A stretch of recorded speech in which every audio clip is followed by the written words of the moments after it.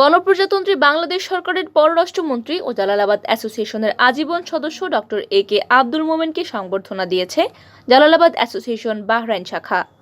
শনিবার স্থানীয় সময় রাত 10 ঘটিকায় দেশটির জুফায়ের শহরে আল মঞ্জিল হোটেলে সংবর্ধনা অনুষ্ঠানের আয়োজন করা হয়। পবিত্র কোরআন তিলাওয়াতের মধ্য দিয়ে সূচিত অনুষ্ঠানে সংবর্ধিত প্রধান অতিথি পররাষ্ট্রমন্ত্রী ডক্টর এ.কে আব্দুল মোমেন জানান, দেশে বিদেশে জালালাবাদ অ্যাসোসিয়েশনের সামাজিক কার্যক্রম বিস্তৃত। তিনি আরও বলেন, সিলেটি প্রবাসীদের বাংলাদেশে বিনিয়োগে আরও বেশি আগ্রহী হওয়া অত্যন্ত জরুরি। বাংলাদেশে এখন বিনিয়োগের সবচেয়ে ভালো পরিবেশ বিরাজমান। এ সময় পররাষ্ট্রমন্ত্রী প্রবাসীদের জানান, আপাতত বাহরাইনে ভিসা সেন্টার খোলার কোনো সম্ভাবনা নেই। এছাড়াও প্রবাসী বাংলাদেশিদের বিভিন্ন সমস্যার কথা শুনে তা সমাধানের আশ্বাস দেন মন্ত্রী।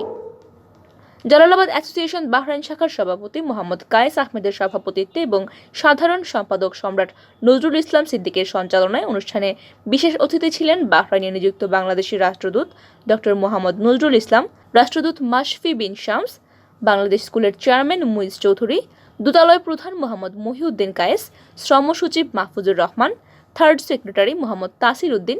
এছাড়াও বাংলাদেশ মফস্বল সাংবাদিক ফোরাম সহ বাংলাদেশ কমিউনিটির নেতৃবৃন্দ উপস্থিত ছিলেন। অনুষ্ঠানে সংবর্ধিত অতিথিদের ক্রেস্ট ও ফুল দিয়ে সম্মাননা জানানো হয়।